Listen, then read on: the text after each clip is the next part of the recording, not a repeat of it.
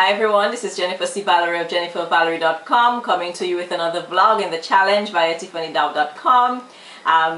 Today we're going to be discussing our first question in the Ask Jen series. So I've asked you all to send in your questions and you have. So today we're going to be answering our first question, which came via the vegetarian benefits vlog that I did just the other day. Alright, the person asked me, do vegetarians get enough protein that is needed? So today we're going to tackle that question. I've already written extensively on the subject on my blog. I've done 3 posts on it and I will link to those posts because they have a lot of information in them with tables and everything. So I'll link to those posts at the bottom of this video so you can check out all the detailed information. Today we're going to just skim over it a bit and I'll give you some basics. Alright, first of all, for us to know whether we're getting enough protein on a daily basis, we need to know how much protein everyone needs to have. So for an adult meal, for example, the US government has a recommended daily allowance for each person: child, adult, female, adult, male. So for an adult meal, say you're weighing about 154 pounds, you would need about 0.8 grams per kilogram of your weight. So let's say you weigh 154 pounds, which equals to 70 kilograms. You would need to have about 56 grams of protein on a daily basis. So the measurement is 0.8 grams per kilogram of your ideal body weight, whether male or female or child. Alright, so let's say you are an adult female and you weigh about 110 pounds. Alright, for that you would need about 40 grams of protein on a daily basis. So now that we know what we need, our example today is going to be an adult female who weighs 110 pounds. Okay, so that person needs about 40 grams of protein. Let's go through the day, see what she eats, and break down the protein content of those foods. Now I'm going to be reading because this is a lot of information for me to memorize for this one shot video. So just bear with me as my eyes go down like this as I read, okay? So we know she needs 40 grams for her day. Alright, we're going to start with breakfast. Let's say this lady has, for breakfast, she has a cup of oatmeal, a cup of soy milk, and about 2 slices of whole wheat bread for her breakfast. Very easy, simple breakfast. The oatmeal gives you about 6 grams of protein, that cup of oatmeal. The soy milk gives you about 7 grams and the bread gives you about 5 grams of protein. So for breakfast already she's had 18 grams of protein. Alright, now that is really a very simple breakfast. Some of us may have different things for our breakfast, but that's a simple breakfast we're going into.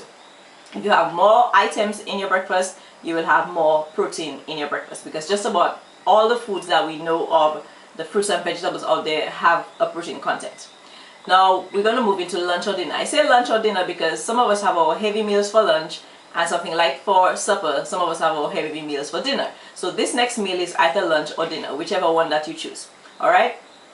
Now let's say you had a cup of broccoli, a cup of brown rice, a cup of lentils. Simple lunch. No vegetables or anything besides the broccoli, just that. The cup of broccoli gives you about 4 grams of protein. The lentils give you about 17 grams of protein. And the brown rice gives you about 5 grams of protein. So for total for your lunch or dinner, you already have 27 grams. When you add that to the 18 grams for breakfast, what do you have? 18 plus 27 is, what do you have? 45? Alright, so we have 45 grams already for our day. That's just lunch and breakfast. We've not spoken about snacks or supper. So let's say you had that heavy meal for lunch and you come to supper time. Sometimes you feel like you just want to have a couple slices of bread with peanut butter. Those 2 slices of bread will give you about 5 grams of protein, and a tablespoon of peanut butter gives you about 4 grams. So your total here is 9 grams. Add those 9 grams to your 45 grams, you have 54 grams of protein for your day. That does not include your snacks, which you might have some nuts or another sandwich or a drink. You know, so look at it. She's already exceeded her daily allowance of 40. She's gone 50 plus. So, and those are basic meals. A lot of the different vegetables have their own content. Even garlic has a little amount of protein in there. So you find that just about everything that you might eat, well, I won't say everything, but a lot of the things that you would eat normally have some protein content. The thing with vegetarians is that we need to make sure that we eat foods that are high in protein throughout our day, because our body does not store the protein. So we need to make sure we include lots of nuts and lots of peas and beans when we're eating our meals. So because those are the higher content foods, like cashews, for example. Cashews would give you about 20 grams. You know, about a half cup of cashews, I think it is, gives you about 20 grams of protein. You know, a cup of beans gives you 20 grams, in some cases 17 grams. So we just need to make sure that we have those high protein content foods as we go throughout the day, and not stress about it, because carrots have protein, broccoli has protein, spinach has protein, garlic has protein. So stressing, no. Eating healthy, yes. If you eat healthy, you will have enough protein.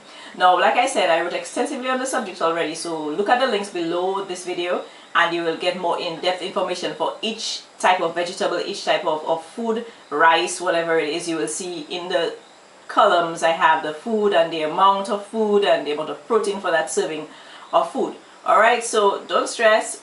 As vegetarians, you can get enough protein. You just need to make sure that you eat properly. Like Tiffany mentioned in one of her comments, that you need to do it properly if you're going to eat vegetarian. So if protein is a concern, look at those tables, organize your meals, and you will be fine.